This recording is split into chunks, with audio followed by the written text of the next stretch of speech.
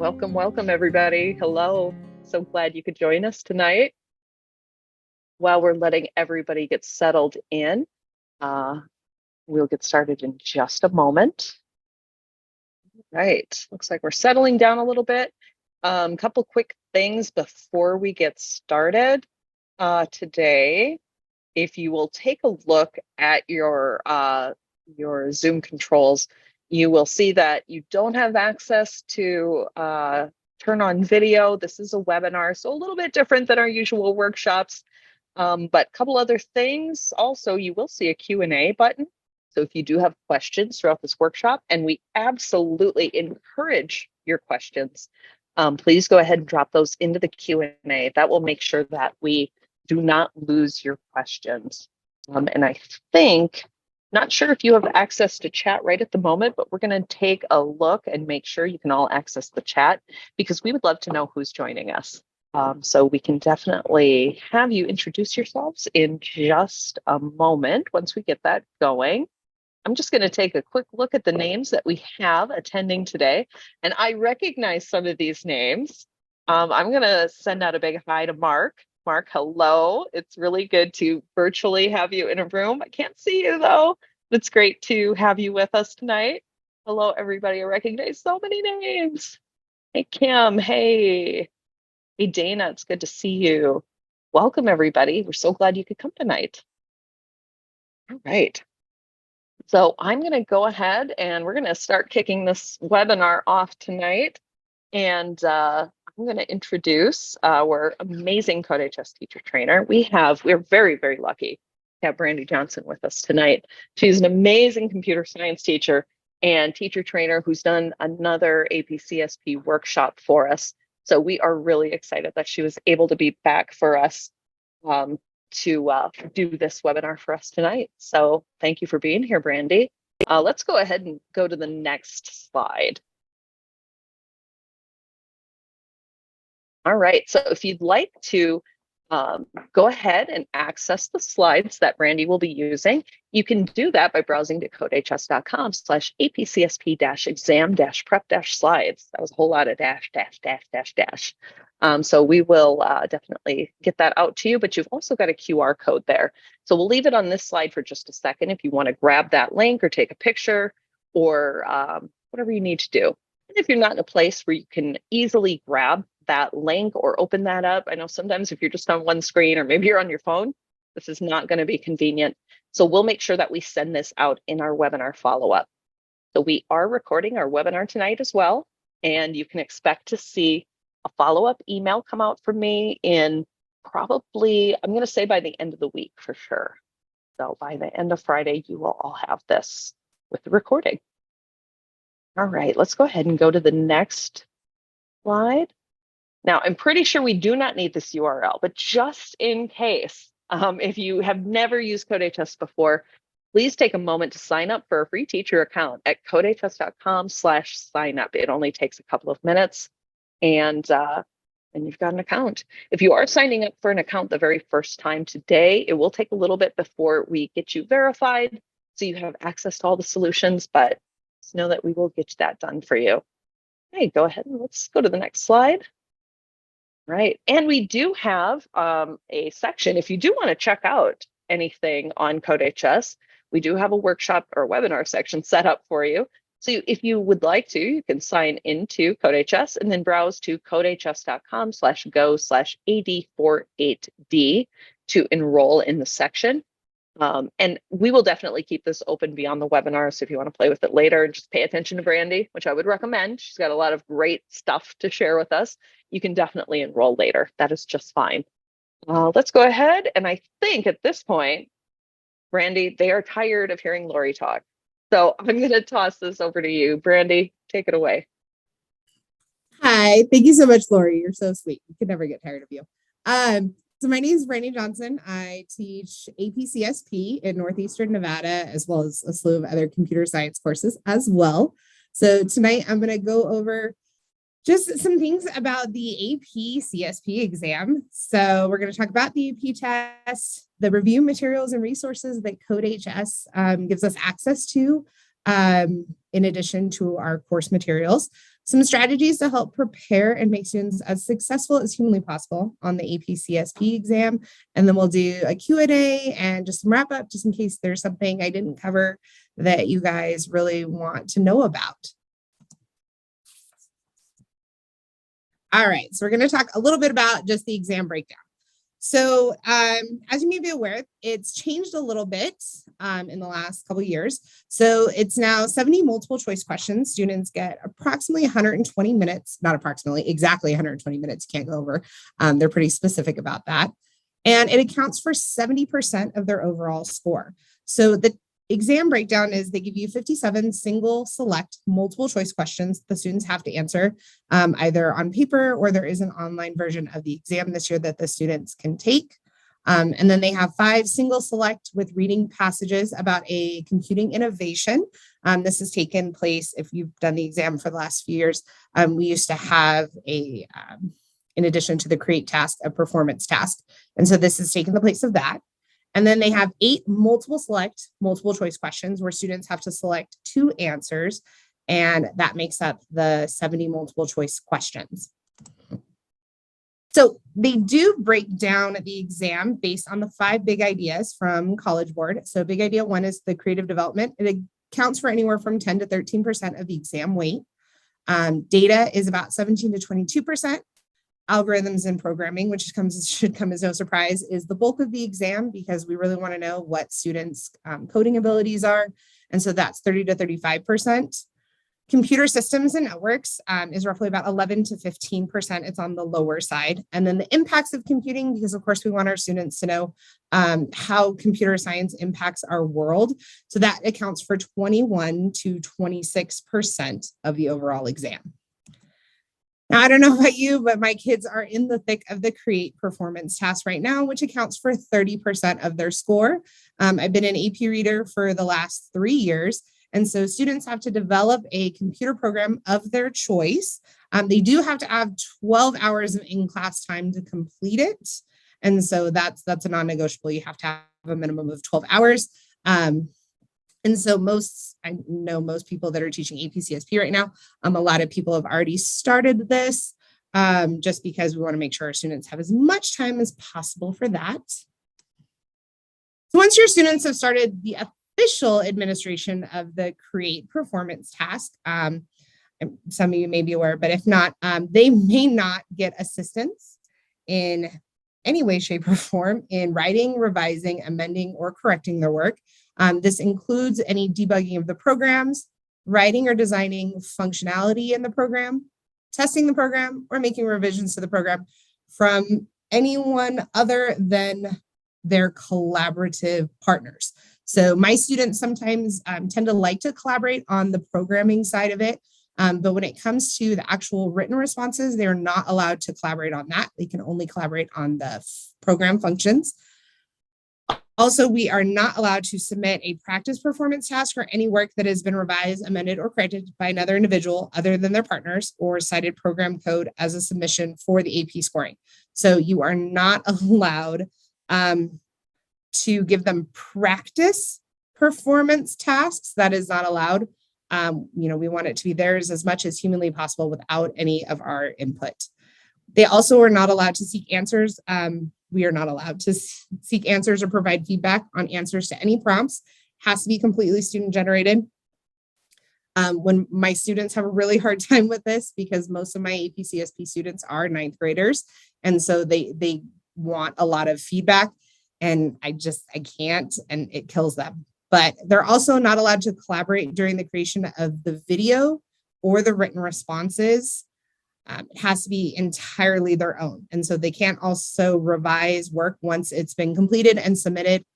I always recommend to my students, since it's not actually due until May 1st, do not submit as final, at least for another week or 2, just so they can make sure that they're fine tuning it, editing it on their own and things like that. So they are not allowed to submit it as final until a little closer to the due date, just in case something goes wrong. Once you mark it as final, it's final. So they need to make sure they're 100% ready. Is there a question? Somebody raised their hand in the chat. I don't know how to do that. Lori. Let me see. Oh, somebody asked, are most of my APCSP kids ninth graders? Yes, they are here. So I'm in Nevada, and CSP is the prerequisite to get into our computer science CT pathway. And so it is mostly freshmen for me. That's awesome. We do have a question that just popped in. One student submit it for final. We can still return it if it's in unreadable form, correct? Not as far as I know. Once it's marked as final, it is final. And so if for some reason usually if it's like a corrupted file or anything like that, it would kick out of it before you could even get to the submitted as final. So, yeah. Sure. Okay. If it's final, it's final, and there's not much you can do. And as an AP reader, I can't tell you how many times we get blank assignments from students. So they definitely need to make sure, and they do have you download it before you can submit it as final, just so you can check it one last time before it's finalized. So, but no, once it's final, it's final. Awesome. That's cool. Let's see. And we have, let me see if there's anything else. Let's see. Janet asks, I have started students on their task about how long should I give them before they should get a reminder about the other two parts. So are you, I think maybe she's saying, Janet, are you saying that you've started them on preparations or just preparing them to take the create task? Or maybe I'm misunderstanding that. Yeah. What? And Janet asks, are we allowed to supervise our uploading of files? Yes. As long as you're not proofreading or editing. I absolutely help my students with the uploading just to make sure that everything is at least uploaded correctly. They are okay with that. Do I train my students in written responses before the create task? Kind of, yes. They get it in pieces and parts. And there's lots of practice performance tasks that CodeHS does. And so, yes, my kids do some practice ones that help gear them towards the ones that they'll do for College Board. So yes. And I know somebody asked about the digital version. This is the first year they've done a digital version. So your guess is as good as mine if they can go back to previous questions. I would assume so, just because the hour or the 120-minute, I'm sure they're going to let them go back. I'm in the middle of nowhere with spotty internet, so my kids take it on paper. We're very old school. Oh, cool. Thanks, Mark. They can go back. See, that was my assumption. I assume they can. Thank you, Mark. Thank you, Mark. And anybody with a TV knows about, I'm sure, Chat GBT. So, of course, College Board is very heavily monitoring the use of artificial intelligence tools for helping write any portion of their create task. And so I really have been stressing to my students the importance of making sure it's their work. I monitor them very heavily. Obviously, I can't monitor them at home. But if they're caught cheating, it is an automatic fail. And so we need to make sure that our students know that, and they take it very seriously. In Nevada, ours counts for part their math or science credits. And so if they're caught plagiarizing, they could actually lose their credits for math or science. So College Board is very serious about that. So heavily stress that to your students. Like they do take it very seriously. And before the readers like me get it, it is run very heavily through some plagiarism scanners. And that's why I tell my students, yes, you can collaborate on the program code, but you cannot collaborate in any way, shape, or form on the written responses because it will throw it as plagiarized.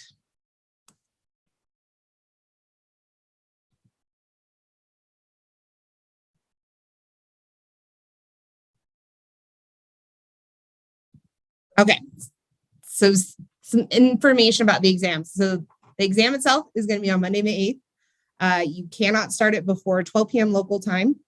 And College Board's very specific about making sure you take your test on the day and time they tell you to take it. If you're not aware, you cannot be anywhere near your kids when they're taking the exam. My principal proctors our exam for our students. And all I could do is I have them right before lunch, wish them luck, review any last minute things you want them to do. I always have my kids, we review binary right before the exam. And I remind them that they can absolutely create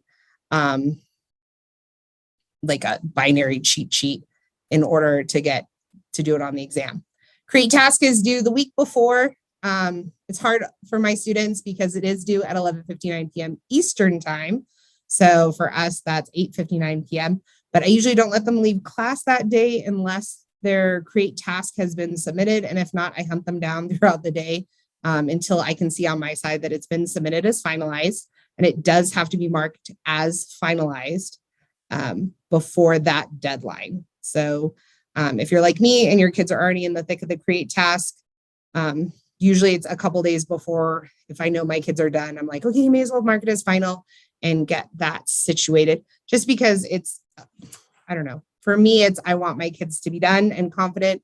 And then all we can do is focus on the multiple choice portion of the exam and reviewing that. So I always make sure my kids at least have it done a couple days beforehand, because their website has crashed before.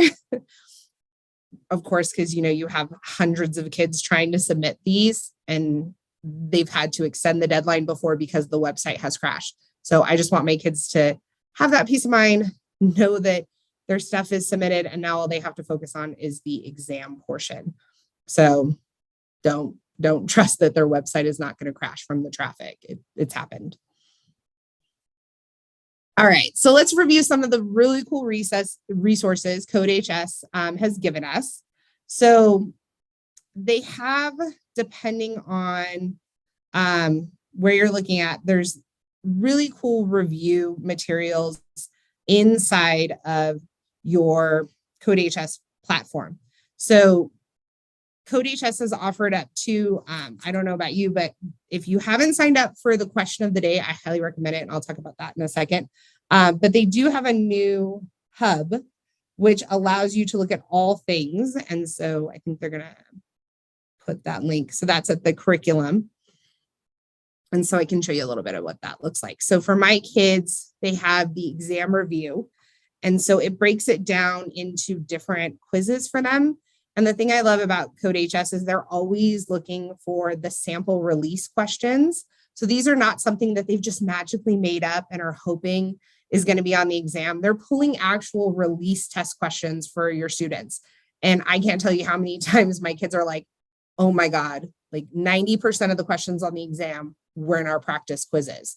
And so it really is very beneficial a couple weeks prior to the exam that you have your kids start looking at the sample quizzes. And I make these assignments. My kids have to complete them as part of their grade. And they have, like I said, just tons and tons for every single big idea that's going to be focused on the test. There's quizzes for every single one. And so I usually tell my kids they should be scoring at least 80 to 90% on every single quiz. And if not, I do make them go back in order to like review and retake it. And so they give you all kinds of cool things in the question banks.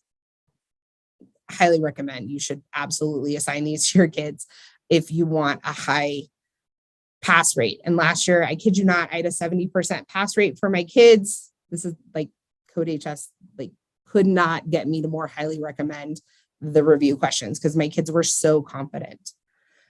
And so they do have in-course review as well. If you're in the course for the exam, they do have embedded inside the course too. Of course, I clicked on the wrong one.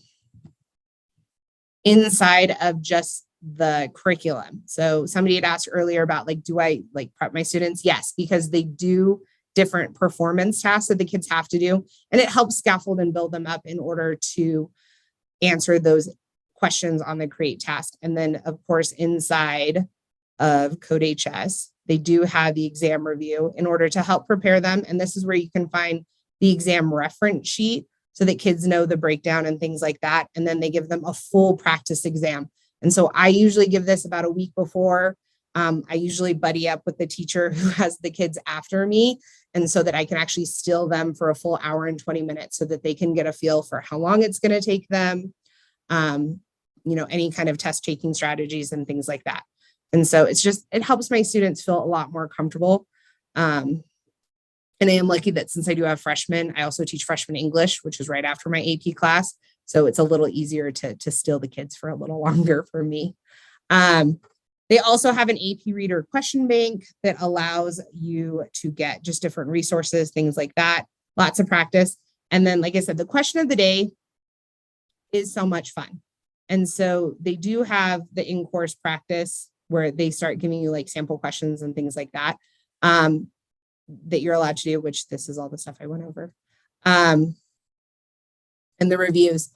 But the question of the day, I cannot tell you how much fun, and Lori and I have talked about this, how much fun I have answering the question of the day, just to see like, can I answer all the questions too that my kids are going to do? And so I get really excited, like today's question.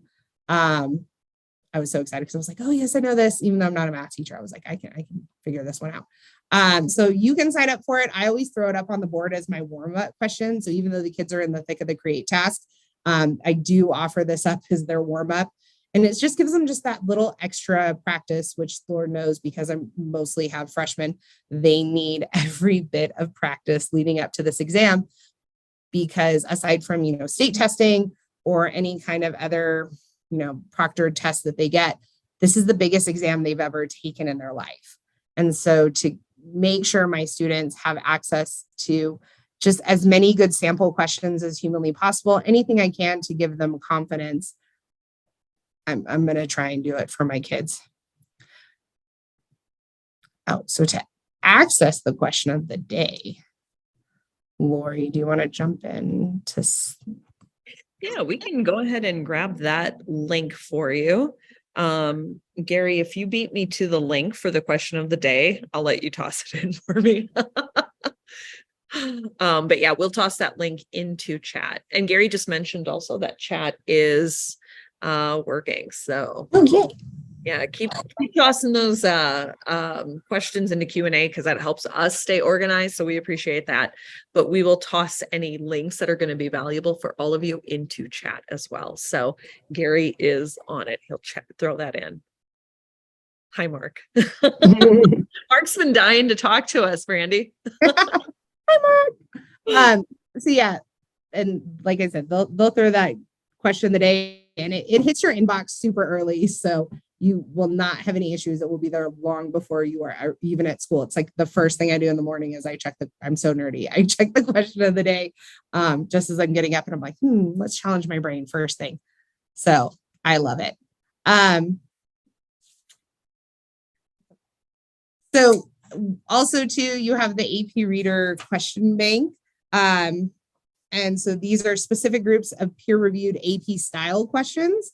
And so it helps you create, like, you can even create custom quizzes for your students, just to give them even more practice. They can't have enough for this. And so in order to get to the question bank, you can go into your toolbox, go over to the quiz question bank. And then they have the CSP readers question bank. And then you can also like filter it, because, sometimes you're looking for a specific topic, anything that, like your kids need more review on. And so it's really nice to be able to actually like filter that. And that's something they have to do for their create tasks, is be able to filter through a list so they can see what that actually looks like in action.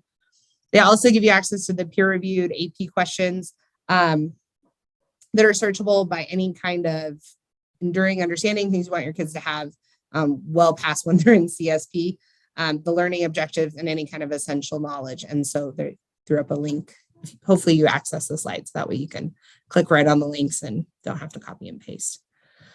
They also have, I can't even tell you how many thousands of practice problems. I usually assign my kids at least 2 or 3 quizzes a day. And then anything that they don't finish in class, they have to finish for homework. And like I said, I actually make those assignments for my kids that they get points on. That way it just shows them how important I think it is. So, I don't know about your students, but if I don't attach a grade to it, they don't think it's important. And those little monsters just won't do it. So I always tell them, I was like, this is worth points. And when they ask how many points, I tell them all the points, millions of points, however many points it takes for you to see how important that is, because I want you to pass your exam. And I was really annoyed last year that I only had a 70% pass rate. I want like 100% pass rate. I want all my kids to pass. So they better do those practice problems. Millions of points. Yes, all the points. All right. They also have lots of other resources. So in the AP Classroom on College Board's website, they also have their own practice tests that they've released. They have different daily videos that you can show your students just to help kind of drive more of those strategies for the test, big ideas, those kind of things. They have lots of quizzes as well. I tend to just use CodeHS just because it's just the one website they've been using all year long. It's just easier because they're very familiar. College Board, love them. Website, not the easiest to navigate. So I keep them on CodeHS just because it's the easiest for me and my students to navigate. But College Board is the one scoring their exam. So they definitely should know how to navigate their website. They also have practice assignments and things that the kids can do as well. And those are always things, just to give them more practice, especially because my kids leave my AP CSP class and go into my advanced computer science CTE pathway. And so I want my kids to maintain those skills so that eventually when they're taking the AP CSA exam in a couple of years, they have those skills and they know what's going to be expected of them. All right, we have all kinds of great CSP educator groups. This is the beauty of social media, is there's a Facebook group. CodeHS has a fantastic educators Facebook group where I just love when people are throwing out questions all the time. And you have just a slew of people before, 5-10 minutes has gone by that are trying to help you out. And it really is just such a great community because at the end of the day, we all want the same thing. We want our students. I'm sorry, I was reading the comments. I got sidetracked. So, we all want our students to be successful. So don't feel silly. Lori and I have talked about this. I have an English and social studies degree. And when I got drafted, is the best way I can put this, to teach computer science, I was like, I'm great at IT, programming, not my jam, but this is my 6th year teaching it. And so if an ELA social studies teacher can teach AP CSP, I kid you not, anybody can teach it. The resources online and the support from other people is so beneficial. But as an ELA teacher, not being able to proofread your kids' create tasks is awful, but they have to do it themselves. So I know, I feel the pain. All right, lots of exam day specifics. So make sure you're doing those unit or big idea practice questions. Lots of partner review and collaboration. Like I said, my students are in the thick of the create task. Somebody asked, can you provide feedback? In terms of if it's very broad feedback that applies to everybody, yes, absolutely. I'm constantly reminding my kids about how short their written responses need to be, what the video should and should not include. The personal information is so important. I love that you brought that up. Yeah, as long as it's broad spectrum and can apply to everybody and not specific things like, hey, on line 21 of your code, you're throwing in error. Here's something you might want to do. So as long as it's not specific, College Board is cool with it.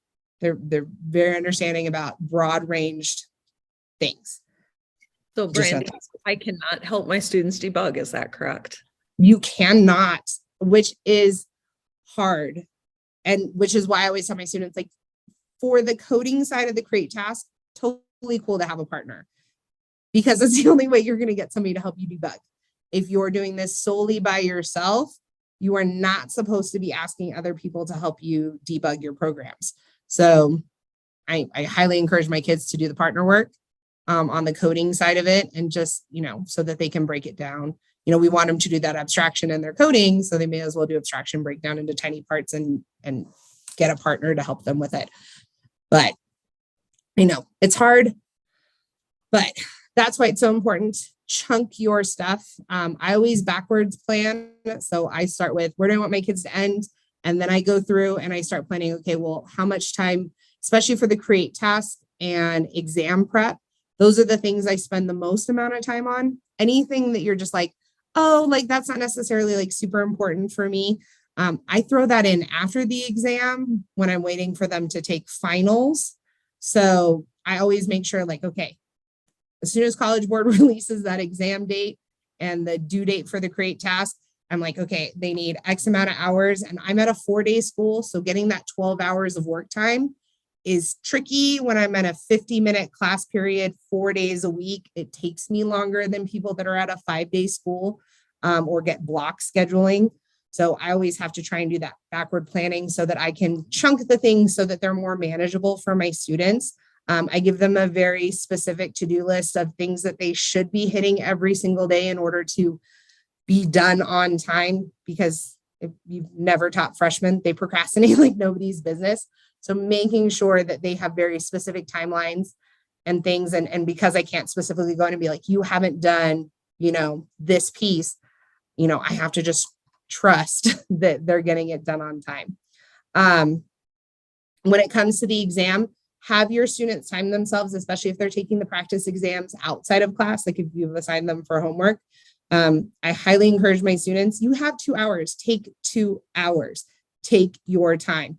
If you finish the exam in under 60 minutes, you've done something horrifically wrong. They should be taking as much time as humanly possible. And so when you start doing those review questions with your students, having them time the chunked out exams is great. But making sure that they're just familiar with everything as much as humanly possible. And like I said, those sample questions you're going to see, either whether you're at the College Board website or through CodeHS, they're sample question, like release questions from exams. So your students will come back to you afterwards and be like, oh my God, I saw so many of the practice problems on my exam, and it makes them feel so much more confident. So take a couple, like I do 3 weeks with my students on exam prep. And that's just because I want them to have as much exposure to the release questions as humanly possible. Okay. And when they get something wrong, once they take a quiz, we go through and go, okay, why was this the answer? Because 90% of you got this one wrong. And we'll go back and I'll reteach it. And it is time consuming. But to get the pass rates, the higher pass rates, that I'm sure your administrators, if they're like mine, constantly want to know why you're not getting a higher AP pass rate. So it's nice to have the backup of these are all the things I did. So you definitely want to, take the time and do it with your students as much as possible. Lots of great resources. If you're following along, we are on slide 32. Check out the AP CSP hub. There's lots of great things. Oh, somebody asked, any suggestions to complete the curriculum before? Believe it or not, so if CodeHS has like a pretty detailed pacing, kind of like a pacing guide where they tell you about how much time you should be spending on each thing. I believe it or not, I've actually been like, wow, this is insanely accurate, even for my kids that are coming in with no computer science experience whatsoever. It is pretty accurate if you take a look at the pacing guide, which is in their resources. As long as you follow that, they pretty much gear it so you're done by that AP test time, so that you can make sure you have the time plenty of time for your create task, plenty of time for your AP exam question reviews and things like that. So I highly recommend like just checking out that pacing guide. I'm trying to read the chat at the same time, multitasking. Links to College Board and all of their cool resources. Your kids are already in College Board anyway to submit the create task. So, have them check out those release questions and things like that is never a bad idea. And then there's lots of just articles to help with the resources, and then links to the question bank. Super, super helpful.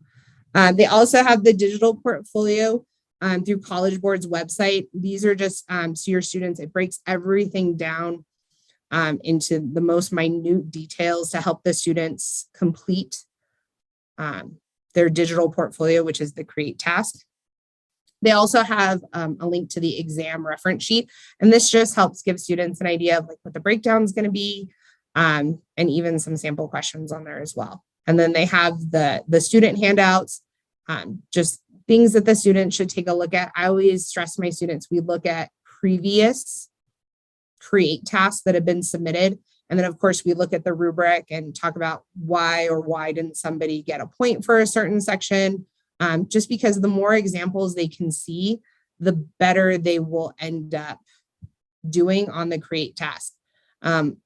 Especially on that, I don't know about your students, but my students tend to have an issue, particularly with the difference between the purpose of their program and the functionality of their program, as well as the list trips them up all the time when I'm scoring AP exams. Like students describe the list and tell you what's stored in the list and how the list helps them with abstraction. But then they forget to tell you the name of the list, which, believe it or not, is a deciding factor in whether or not you get a point. So those are just the things I remind my students of, since I can't go and peer review and edit and nitpick their create task. It's super important for me just to be like, hey, as an AP reader, these are the things that I constantly see kids missing out on points. And it's really easy, if you miss 1 point, to miss a second point, and then all of a sudden you're not getting a passing score.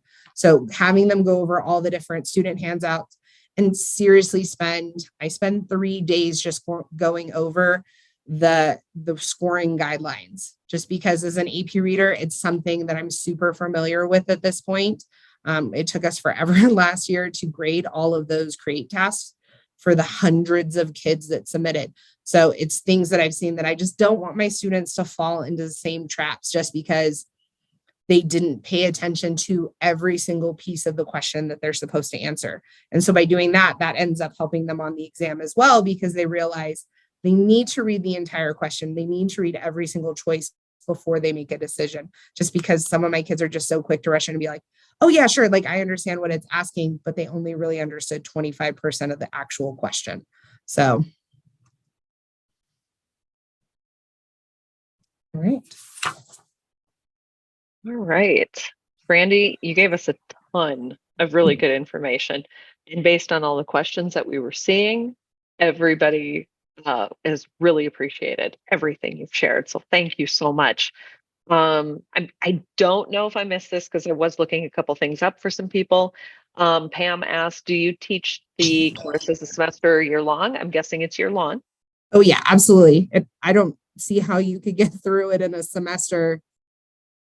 That would just be crazy. I mean, I guess unless you're teaching like 2-hour blocks, but then there's that gap between probably when your semester ends and when the exam is. And so, yeah, no, I'm very I have a full year.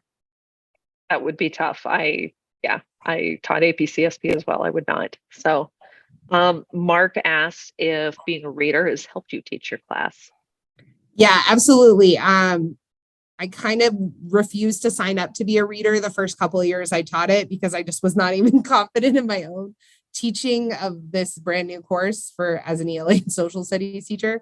So the last 3 years I've been an AP reader, and it's just really helped me better understand what the students are expected. And if you've never gotten a chance, in order to be an AP reader, every day you have to go in and calibrate yourself. And so they give you a student's create task, and you have to score it. And it has to be super similar to probably your table leader who has already scored that one. And so you have to do that every single day. And if you don't calibrate correctly, like if you're too far off from what they do, you have to go through a remedial review of the different requirements for all the rows. So it's been really helpful, because I don't know that in my first year I could have explained to you about the requirement for the for loop with the conditional statement, so I probably could not have explained that. But as an AP reader, I'm like, oh no, I know exactly what we're looking for now. And then I can explain it to my students much better. And I see somebody ask about the data stored in a list. They don't need to show all of the list, just one list. That's all they want.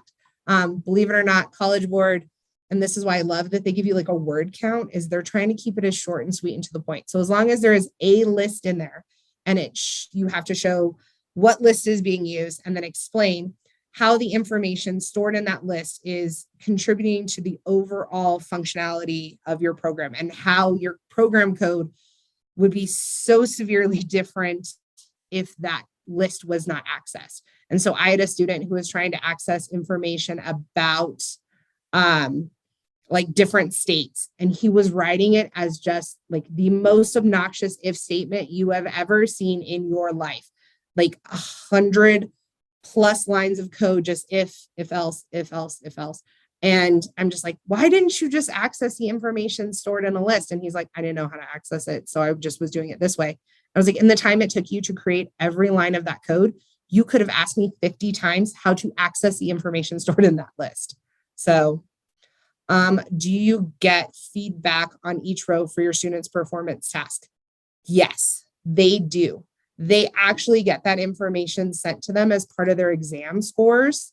And then I can access that information as the teacher, which is great for me because I usually get my kids the next year too for their advanced CS1 for CTE. We actually spend the first couple of days of school going over how they did. We of course celebrate the kids that pass. And then for the kids that didn't pass, we have a conversation about like, what went wrong? What can I do in this new class? My kids love to come in and talk to my kids that, are coming into AP-CSP the next year.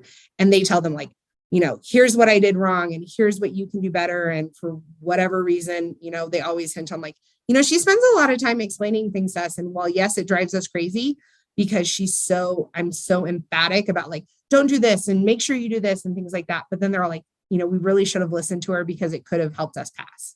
And so even though some of my kids cried doing the create task, at the end of the day, when they get that passing score in July, they're the first ones sending me emails or having their parents reach out to me and like, oh my God, like they were so excited. So it's worth it. And it may seem crazy. And you may look at your students and go like, why am I spending so much time on this?